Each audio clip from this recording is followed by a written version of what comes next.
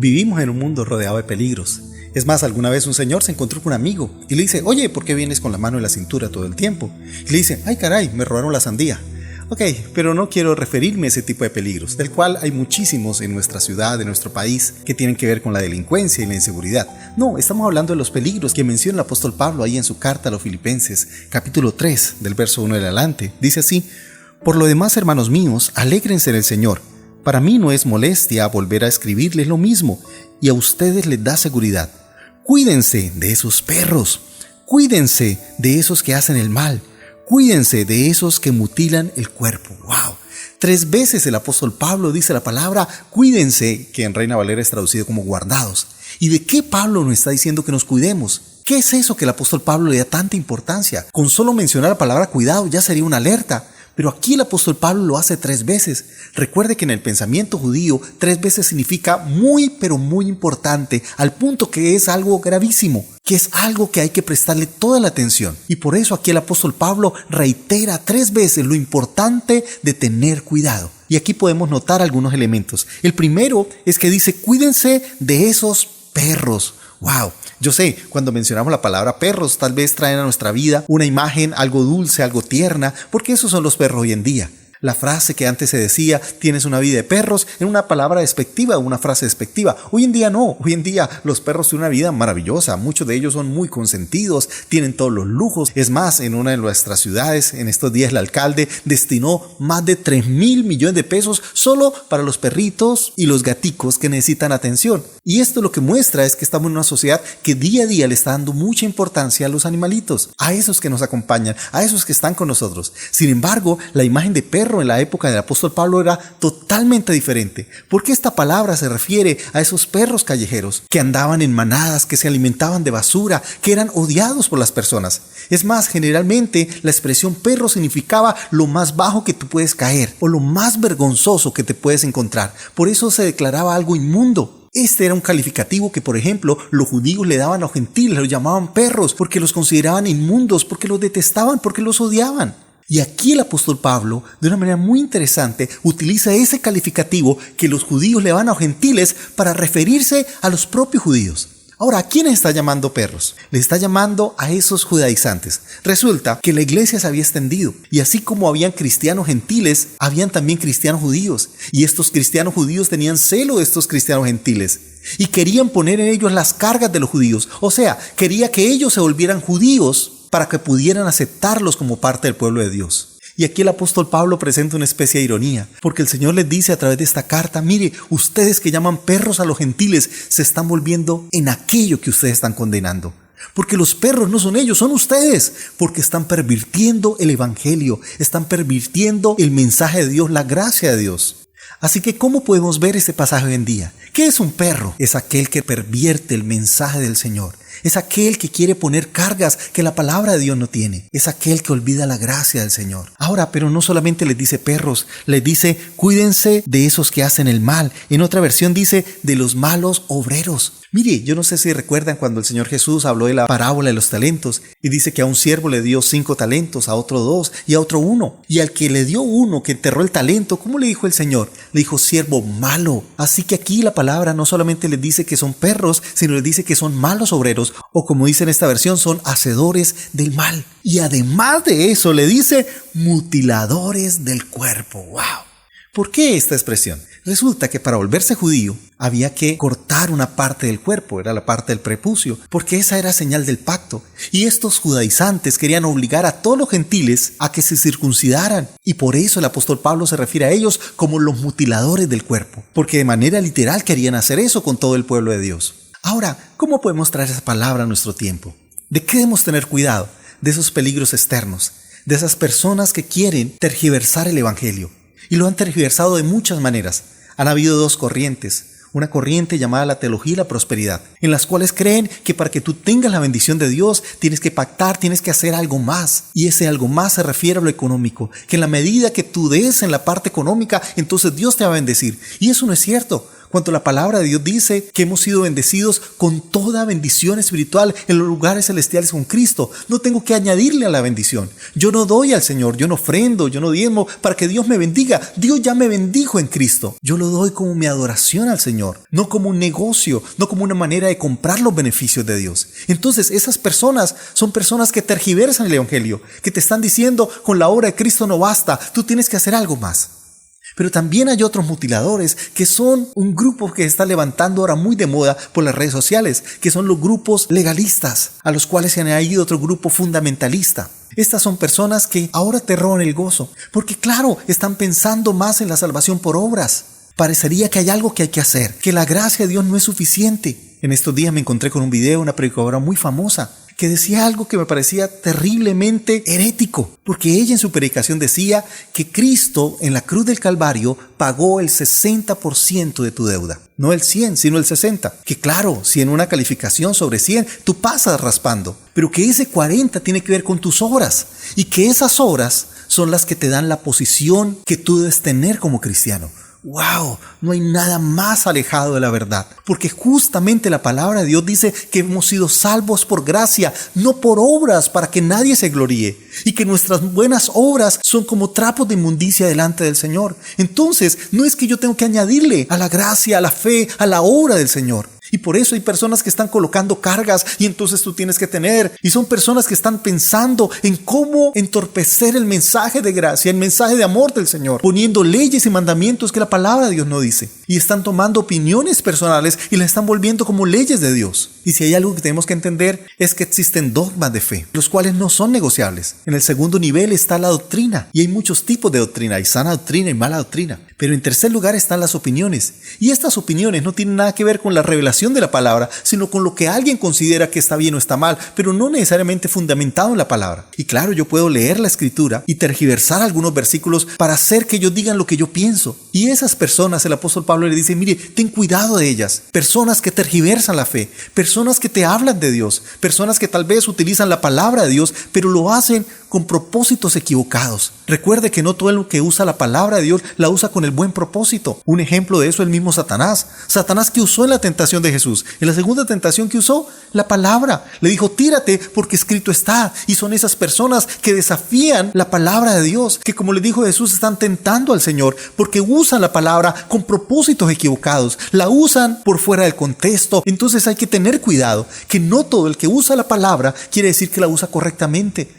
Por eso el apóstol Pablo le decía a Timoteo, preséntate a Dios aprobado como obrero que no tiene nada que avergonzarse y que usa bien la palabra de verdad. Yo sé, hoy escuchamos muchos sermones de Dios, muchos predicadores que hablan de Dios por la televisión, por la radio, y a veces nos es difícil discernir lo que es de Dios de lo que no es de Dios. ¿Y cómo lo podemos hacer? Cuando lo discernimos por el Espíritu Santo, cuando revisamos bien lo que dice la palabra. No todo a lo que le dicen los predicadores hay que decir amén. A veces hay que decir mentiroso. Eso no dice la palabra. Por eso debemos tener cuidado de revisar continuamente la palabra, de estudiarla, de meditar en ella, de permitir que ella nos hable para evaluar lo que es de Dios de lo que no es de Dios, para que podamos filtrar toda esa información que nos llega. A veces verdades a medias o a veces predicaciones malintencionadas. Déjeme decirte algo, la palabra de Dios es limpia y por eso el apóstol Pedro decía en su carta, desead como niños recién nacidos la leche espiritual no adulterada para que por ella crezcáis para salvación. Qué importante es tener una palabra de Dios limpia, una palabra sin adulteraciones, una palabra sin contaminaciones, una palabra sin perjuicios. Porque esas personas, los que el apóstol Pablo llama perros, malos obreros o mutiladores de cuerpo, son personas que van a robar tu gozo, van a robar la gracia de Dios, te roban la humildad y roban la identidad que tú tienes en Cristo. Ahora, ¿cómo el apóstol Pablo responde a ellos?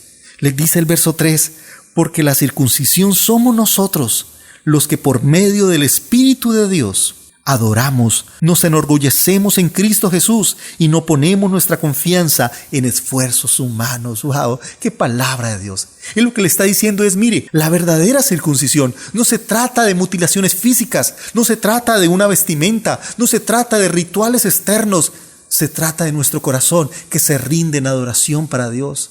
En otra versión, este mismo versículo dice, pues los que adoramos por medio del Espíritu de Dios somos los verdaderos circuncisos, o sea, los que adoran al Señor, los que adoran en espíritu y en verdad. Sabes, el llamado de Dios no es a circuncidar nuestro cuerpo. El llamado de Dios no solamente es a cambiar posturas externas. El llamado del Señor es que circuncidemos nuestro corazón, es que nos postramos en adoración delante de Dios, es que, como decía el apóstol Pablo, que nos presentemos como sacrificio vivo, santo y agradable al Señor. Esa es vuestra verdadera adoración, esa es nuestra verdadera forma de adorar al Señor. Esto no se trata de añadir al sacrificio de Cristo. Esto se trata de rendirnos en adoración a Él. Por eso, en medio de tanta iglesia que está pensando más en el beneficio económico, llamado teología de la prosperidad, o de la iglesia legalista que está pensando más en las estructuras físicas o externas, el Señor nos invita a que es nuestra vida la que rendimos, a que es nuestra vida la que ofrecemos en adoración. No se trata de cuán largo tienes el cabello, no se trata solo de rituales externos, se trata de encontrar en Dios nuestra verdadera adoración, que le sirvamos a Él, que vivamos para servirle, para adorarle, que nuestra satisfacción no está en mostrarnos más santos que los demás, más limpios, más íntegros que los demás. No, nuestra verdadera alegría es conocerle a Él, nuestra verdadera alegría es adorarle a Él. Y como dice el apóstol Pablo, no confiamos en los esfuerzos humanos. Nuestra confianza no está en lo que yo hago, nuestra confianza descansa en el Señor, en la obra de Cristo, en su salvación, en su redención, en su santificación. Mire, aclaro un elemento de santidad. La santidad no es algo que yo produzco. Yo no puedo producir santidad, porque el único que es santo por naturaleza, el único que produce santidad es Dios. Él es santo, santo, santo. Él es perfecto en santidad. Así que la santidad es algo que pertenece al Señor en primer lugar, pero también la santidad es algo que proviene de Dios. Es Dios el que santifica. ¿Recuerdan cuando el Señor se encontró con Moisés? ¿Qué le dijo a Moisés ahí en la zarza? Quita el calzado de tus pies, porque el lugar donde tú estás, tierra santa es. ¿Qué hacía ese lugar santo? La presencia de Dios. ¿Qué hacía el arca? Un objeto santo y sagrado. La presencia de Dios.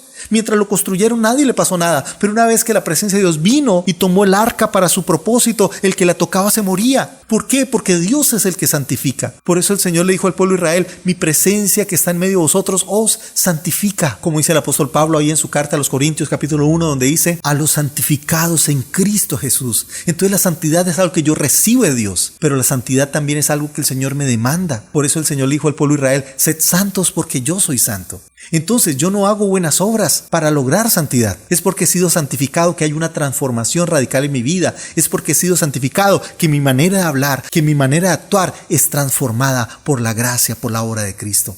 Y por eso no descansamos en esfuerzos humanos, descansamos en la obra maravillosa de nuestro Dios. Entonces ten cuidado con esas personas que quieren agregarle cosas a la palabra, que quieren agregarle cosas a la gracia de Dios, que te dicen: ¿quieres ser bendecido por Dios? Entonces da esto, da aquello. Y déjeme decirte algo, eso no es cierto. Ya hemos sido bendecidos por la sangre de Cristo, por la obra de Cristo en la cruz del Calvario.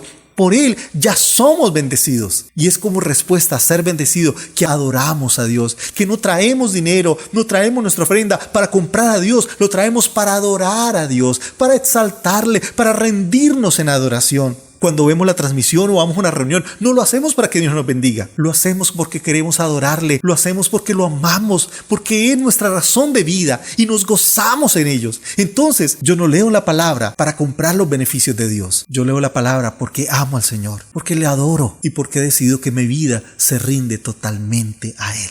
Ahora, el segundo cuidado que el apóstol Pablo nos invita a tener es el cuidado con el orgullo. Mire lo que dice el verso 4. Yo mismo tengo motivos para tal confianza. Si cualquier otro cree tener motivos para confiar en esfuerzos humanos, yo más. Circuncidado al 8º día, del pueblo de Israel, de la tribu de Benjamín, hebreo de pura cepa, en cuanto a la interpretación de la ley fariseo, en cuanto al celo perseguidor de la iglesia, en cuanto a la justicia que la ley exige, intachable.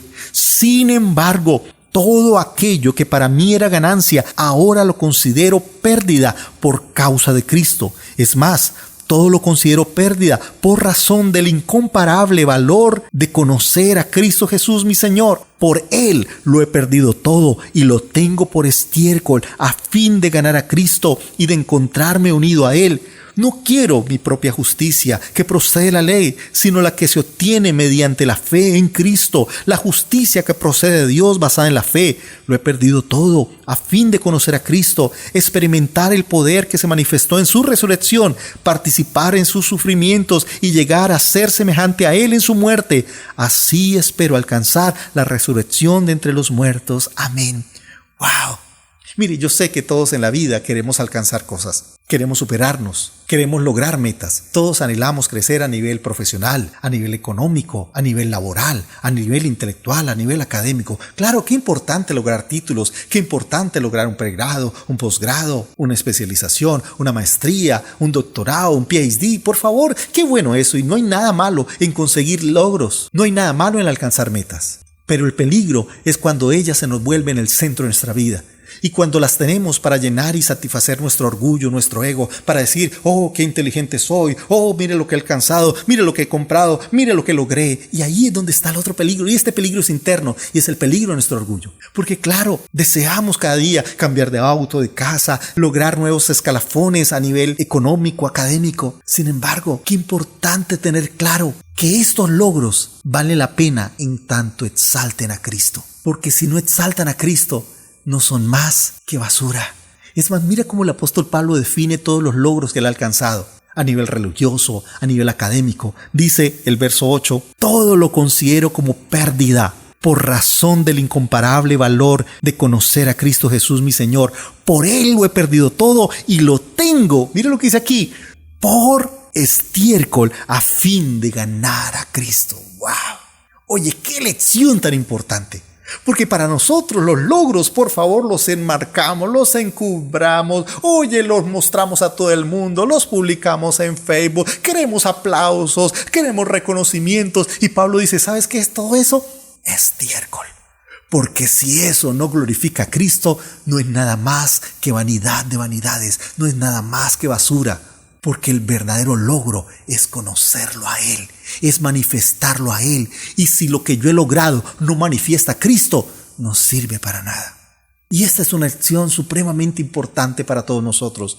Porque estamos en un mundo de opulencia, estamos en un mundo de orgullo, estamos en un mundo en mostrar lo mejor de nosotros. Y las redes sociales nos hacen caer en esa trampa de estar mostrando lo felices que somos, todo lo que hemos conseguido, los viajes que hemos hecho, lo que hemos alcanzado. Déjame decirte algo, todas esas cosas, si no glorifican a Cristo, son basura. Y por eso el apóstol Pablo decía, mire, todo eso que era ganancia, que para el mundo es ganancia, que para el mundo es orgullo, yo lo considero es pérdida, porque si me alejan de Cristo, no me sirven de nada. Por eso dice, todo lo he considerado un estiércol para conocer, para alcanzar, para estar unido a Cristo. Ese es el verdadero gozo, esa es la verdadera satisfacción. Entonces el apóstol Pablo nos está invitando a glorificar a Cristo en todo lo que hacemos. Que sí, qué bueno que nos esforcemos por ser el mejor trabajador, por ser el mejor estudiante, por ser el mejor empresario, el mejor académico, pero que entendamos que ese mejor debe ser para glorificar a Cristo, para conocer a Cristo. Esa debe ser la razón, esa debe ser la motivación.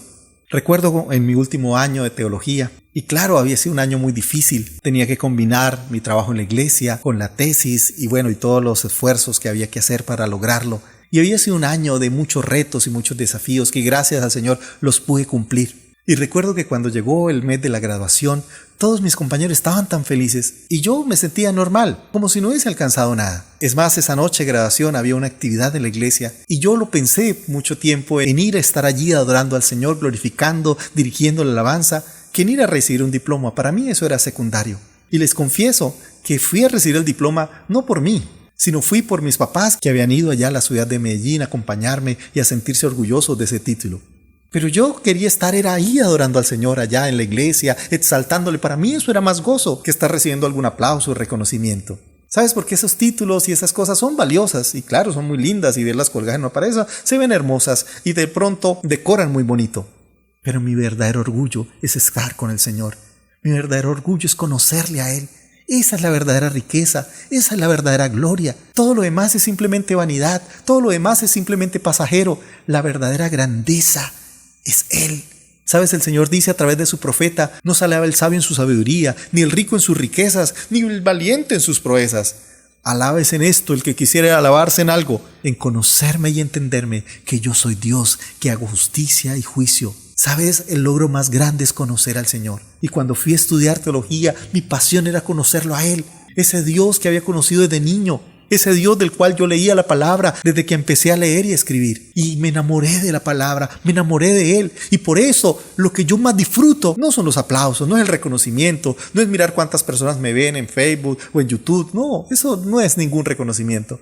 Mi verdadera pasión, mi verdadera alegría es estar con el Señor. Es cuando Dios me da una palabra, es cuando yo puedo encontrar verdades de Dios en su palabra. ¡Wow! Eso me gozo, eso me llena de alegría. Muchas veces, créanme, yo sé que a veces cuando predico no noto todo eso que he estudiado, pero muchas veces en la oficina he estado llorando, quebrantado por lo que Dios me está hablando a mí. A veces yo no sé cómo explicárselo a ustedes y tal vez por momentos me frustro por no ser el mejor predicador o el mejor maestro. Pero déjame decirte algo, esos momentos de Dios de revelación con el Espíritu Santo o de adoración cuando estoy ahí a solas con Dios, esos momentos son los más valiosos para mí. Esos momentos de conocer la palabra cada día más, de aprender más de Él, ¡wow! Son la verdadera riqueza, son el verdadero tesoro. Ahora el apóstol Pablo nos muestra también el tercer peligro, y es el peligro del falso sentido de la satisfacción o del conformismo. Mire lo que dice el verso 12.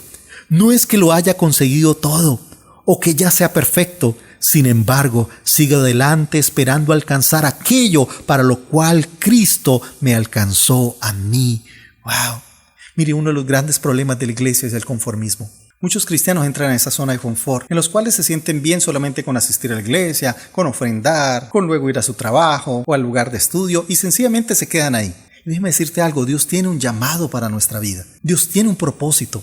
Y creo que Dios ha permitido tal vez esta pandemia para que nos despertemos, para que salgamos de las cuatro paredes, para que seamos iglesia, no solamente en los templos, seamos iglesia en nuestras casas, seamos iglesia en nuestro trabajo, seamos iglesia aún en nuestros barrios, en los lugares donde vivimos. Ahí es donde debemos llevar el cristianismo. Y por eso el apóstol Pablo decía, mire, yo no pretendo haberlo alcanzado todo, sino que prosigo para alcanzar aquello por lo cual Dios me alcanzó a mí, o sea, para cumplir el propósito de Dios. La meta de Dios para nuestra vida no es que seamos un cristiano de silla o de banca o sencillamente pasivos o espectadores. Dios nos invita a que seamos cristianos activos, a que cumplamos su propósito, a que cumplamos sus metas, a que desarrollemos su voluntad perfecta a través de nuestra vida. Qué triste es ver cristianos que ven cómo su vida les pasa sin hacer nada, sin ganar a nadie, sin compartir su fe, sin predicarles a otros de Cristo, sin hablarle ni siquiera a su compañero de trabajo, ni siquiera a la persona con el cual conviven o a su vecino. Por favor, estamos llamados a hacer luz, estamos llamados a hacer sal en la tierra. El apóstol Pablo decía que Dios escogió pastores, maestros, evangelistas, apóstoles, profetas, para que preparemos al pueblo de Dios, para que lleven a cabo la obra del ministerio. ¿Qué significa eso? Que el llamado de Dios no solamente es a un pastor, el llamado de Dios no solamente es a un evangelista, a un maestro, el llamado de Dios es para todos. Dios te llamó con un propósito, pero a veces nos volvemos conformistas. Creemos que con mandar nuestra ofrenda, creemos que con asistir, que solo con ver este video, ya con eso es suficiente, ya cumplimos toda la obra de Dios, ya con eso Dios estará feliz. Déjame decirte algo, no, Dios espera que nosotros desarrollemos su obra, que desarrollemos su voluntad, y Dios tiene un llamado para tu vida y te está diciendo levántate para que avances en ese llamado, para que avances en el propósito que Dios ha diseñado para ti, en ese propósito, en esa meta que Dios ha trazado para tu vida. Por eso este es un tiempo de levantarnos, de no quedarnos sentados, de no quedarnos pasivos. Cuando miro mi vida, siento tan poco que he hecho. Y eso que mi primera predicación fue a los 7 años. A los 11 años ya reunía más de 50 niños en un parque y he predicado la palabra, evangelizado por muchas partes. He escrito más de 36 libros de capacitación teológica y sigo haciendo cosas y aún así le digo, Señor, perdóname por tan poquito que he hecho. Perdóname, Señor, porque a veces siento que no me alcanza el tiempo, porque siento, Señor, que no estoy dando todo lo que tú esperas de mí. Así que cada fin de semana estoy diciendo, Señor, necesito hacer más, necesito desarrollar más. ¿Por qué? Porque no quiero, Señor, que pase el tiempo y no cumplir tu propósito y no cumplir para lo cual tú me has enviado a esta tierra. Y por eso es aquel que le sirve a Dios, es aquel que entiende el llamado de Dios, que desarrolla su vida, que no está conforme, que no se queda en los laureles. Porque tal vez cuando éramos cristianos recién convertidos, le predicábamos, hablábamos de Cristo a todo el mundo.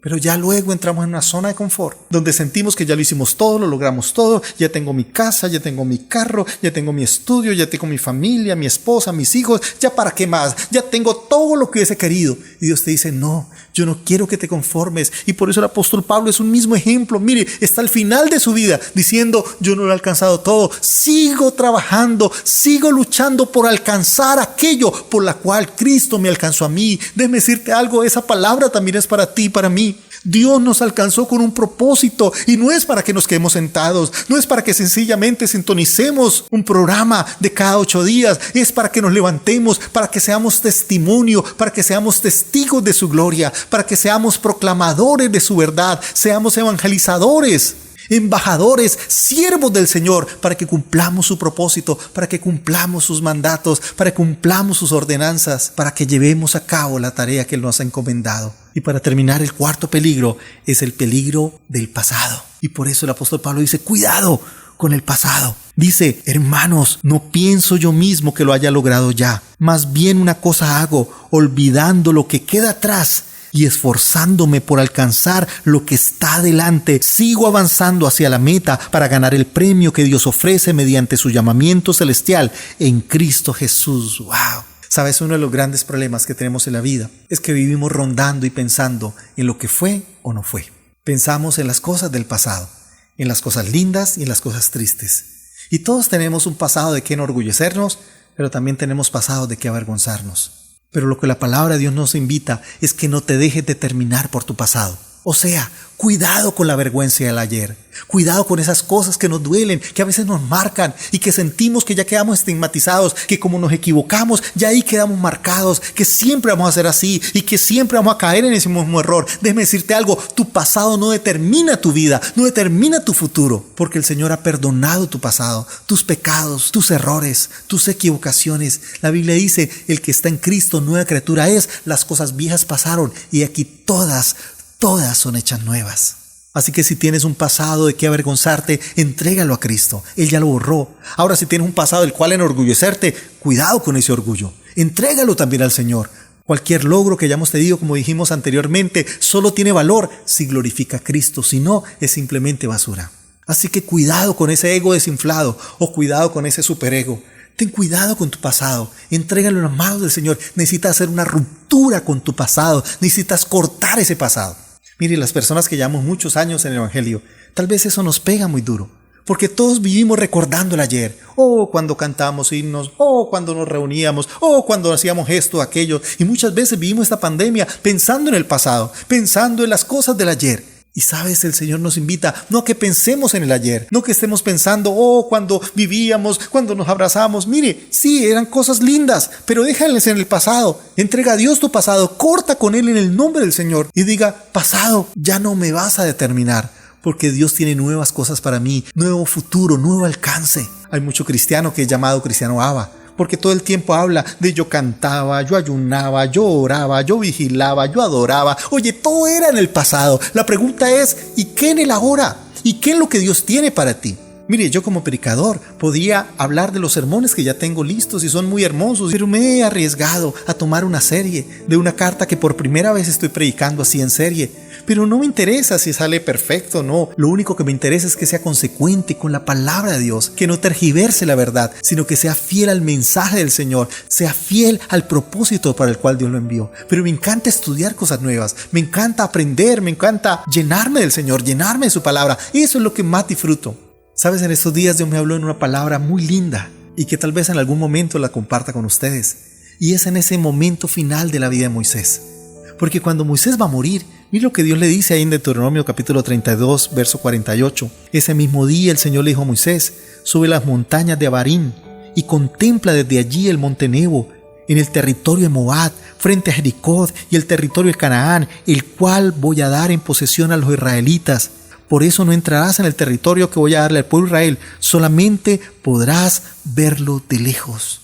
Wow. ¿Sabes? Me llamó la atención este pasaje, porque yo diría, Señor, ¿por qué enviaste a Moisés a mirar la tierra? Eso parecería muy cruel. Señor, pero le vas a mostrar, mire lo que les voy a dar a ellos, pero a ti no te lo voy a dar. Y uno pensaría que el Señor está castigando a Moisés, que de una u otra manera el Señor le está diciendo a Moisés, mira lo que le voy a dar al pueblo, pero a ti no te lo voy a dar, lero, lero, candelero. Pero creo que el mensaje es otro. El mensaje de Dios para Moisés es, Moisés, yo quiero que mueras mirando al futuro, no mirando el pasado. Porque tal vez nosotros cuando llegamos a nuestra vida y pasamos los años, nos quedamos pensando en el ayer, en lo que alguna vez fuimos. Y el Señor al mismo Moisés no le permite que su último día de vida sea mirando el pasado, sino el Señor lo lleva a un monte para que mire el futuro, para que mire lo que está delante de él. Y esta fue una palabra que me impactó, Porque los que vivimos ya muchos años de vida cristiana o los que nacimos en el Evangelio, siempre tenemos la tentación de estar recordando el pasado y tratar de imitarlo y estar mirando lo que algún día fue. Y el Señor me decía, mira, si yo a Moisés en su último día de vida lo puse a mirar hacia el futuro, yo quiero que mi iglesia siga caminando, mirando hacia adelante, no mirando hacia atrás. Entonces, iglesia, la palabra de Dios es muy clara. Deja de estar pensando en lo que era la vida antes del COVID. No es mirar hacia atrás donde Dios nos quiere. Dios quiere que nos levantemos hacia mirar adelante lo que Dios tiene para nosotros. Y en este momento yo estoy muy emocionado con mi familia, con mi esposa, con mis hijos, por lo que Dios va a hacer. Y estoy expectante. Yo sé que Dios nos va a llevar a un nuevo nivel de su gloria, un nuevo nivel de su revelación, un nuevo nivel de su conocimiento, un nuevo nivel aún en la predicación de su palabra. Yo sé, yo no era experto en nada de esto de medios o de redes. Y creo que esto que hemos alcanzado es para que sigamos avanzando. Oro para el Señor para tener nueva tecnología, una mejor manera de hacer la obra, la tarea que el Señor me ha encomendado. Quiero ahora enseñar a muchas más personas. Antes tenía un seminario bíblico al cual le hablábamos a 20, 30, 40, 50. Ahora estamos llegando a muchas más personas. Y eso que muy poquitos son de otros países. Pero esta vez el sueño es, Señor, yo quiero llegar a muchos más países. En estos días tuve la oportunidad de compartir uno de los proyectos que tengo sobre un instituto bíblico para niños y pude compartir este sueño con unos pastores y ministros de Estados Unidos y están emocionados y yo sé que Dios tiene cosas grandes hacia futuro, pero a veces nosotros nos quedamos mirando el ayer, añorando el ayer, pasando saliva por el ayer diciendo, oye tan bonito que era, oye tan hermoso, déjame decirte algo, deja el ayer, como dijo el apóstol Pablo, olvidando lo que queda atrás y extendiéndome hacia lo que está por delante. Dios tiene cosas nuevas para ti. Dios tiene bendiciones nuevas para ti. Deja de estar pensando en la comida de ayer, porque Dios tiene un alimento fresco para hoy. Dios tiene un alimento y una bendición nueva para tu familia, para tu hogar, para tu casa, para tu vida, para tu ministerio. Dios quiere que te levantes y ahora seas un proclamador. Tal vez hasta ahora eras simplemente un cristiano que iba y se sentaba y escuchaba la palabra, pero Dios te dice, levántate porque ahora eres mi ministro, porque vas a predicar a muchos y cuando vuelvas a la iglesia no vas a ir solo, vas a ir con 5, con 10, con 20, con 100. Es más, yo sé que el Señor nos va a dar la oportunidad de ver su gloria y su reino extendido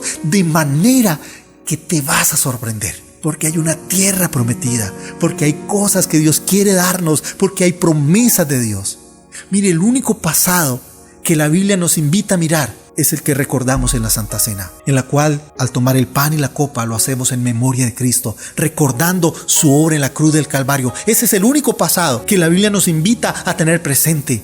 ¿Por qué? Porque es esa obra en la cruz del Calvario la que es garantía de las promesas de Dios, la que es garantía de su gloria eterna. Dice la palabra que cuando tomamos la cena, la muerte del Señor anunciamos hasta que Él venga. Aún la cena tiene ese pasado, pero también tiene ese futuro. ¿Cuál futuro de la venida del Señor? ¿Cuál futuro de las promesas de Dios? Esa promesa de Dios en la cruz del Calvario es la que sostiene todas las promesas. Por eso tú y yo estamos aquí parados, cimentados en la obra de Cristo en la cruz del Calvario. Por eso quiero invitarte a que te levantes y a que tengas cuidado con estas 4 cosas. Cuidado con los que mutilan el Evangelio, con los que tergiversan el Evangelio. Cuidado con tu orgullo, cuidado con el conformismo y cuidado con el pasado.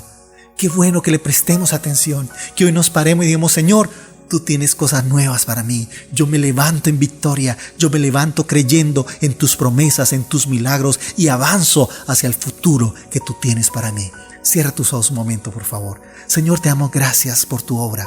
Gracias por tus milagros. Gracias por tu amor tan maravilloso. Gracias por hablar a nuestra vida, por ministrar a nuestro corazón. Señor, ayúdanos a tener cuidado de aquellas cosas, Señor, que pueden dañar nuestro gozo, que pueden dañar nuestra alegría, que dañan el evangelio sano, Señor, que contamina, que pervierten, Señor. Y por eso, Señor, ayúdanos a tener cuidado, a abrir nuestros ojos, a mirar bien, Señor, a no permitir que nos llenemos de soberbia, de orgullo, de altivez, sino que nos entreguemos a ti, que te adoremos a ti, Señor, que nos rindamos a ti. Ahí donde estás, dile, Señor, me rindo a ti. Te entrego mi ser, te entrego mi corazón, Señor. Yo vivo solo para ti, Señor. No quiero vivir para mi orgullo, quiero vivir para darte la gloria, quiero vivir para darte la honra, quiero vivir para proclamar que tú eres el Rey, Señor.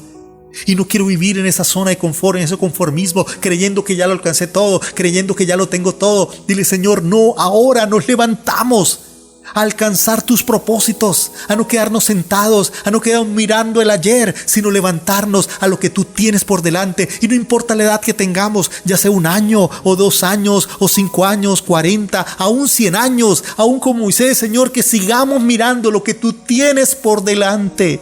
Y no que nos queremos mirando hacia atrás, sino que pensemos, Señor, si me das un día más de vida, ese día será para mirar hacia el futuro, para mirar a lo que tú tienes adelante para mí. Yo no sé cuántos días o cuántos años Dios me regale o Dios tenga para mí, pero solo una cosa sí sé, que Dios tiene un futuro glorioso. Solo una cosa sí sé, que hay algo que Dios quiere que yo alcance, que yo logre, y por eso sigo luchando, sigo trabajando en alcanzar el propósito, la obra de Dios para mi vida. Y Señor, yo bendigo esta iglesia y confesamos, Señor, tu palabra que dice que tú tienes cosas grandes, que cosas que ojo no vio ni oído yo son las que Dios ha preparado para los que le aman. Y Señor, como iglesia te amamos y como iglesia deseamos, Señor, caminar en tu voluntad, caminar en tu propósito y mirar hacia adelante. No estar pensando en la iglesia del ayer, en cuántos éramos antes. No, es en lo que tú traerás, Señor, hacia el mañana, en lo que tú traerás, Señor, hacia nuestro futuro. Por eso nos levantamos con gozo, con alegría. No vivimos una vida del temor por el virus. Tenemos cuidado, Señor, de lo que está pasando. Tenemos cuidado de la pandemia. Pero nuestro temor y nuestro gozo eres tú, Señor. Nuestro único temor es desobedecerte. Nuestro único temor es llenarnos de orgullo, es lastimar tu corazón. Y por eso, Señor, sí tenemos cuidado de lo que está pasando. Tomamos los consejos de guardarnos, pero estamos creyendo, Señor, en que tú tienes un futuro glorioso y maravilloso para tu iglesia, para nosotros, para nuestra familia. Y por eso, Señor, bendigo esta iglesia con la bendición que procede de ti, Señor. Y hoy, Señor, queremos sumergirnos en tu voluntad, en tu mover, para tu gloria y tu honra. En el nombre de Jesús. Amén y amén. Por favor, recibe esta palabra. No te quedes pensando en el pasado. Levántate, porque Dios tiene cosas grandes para ti. Dios les bendiga, Dios les guarde.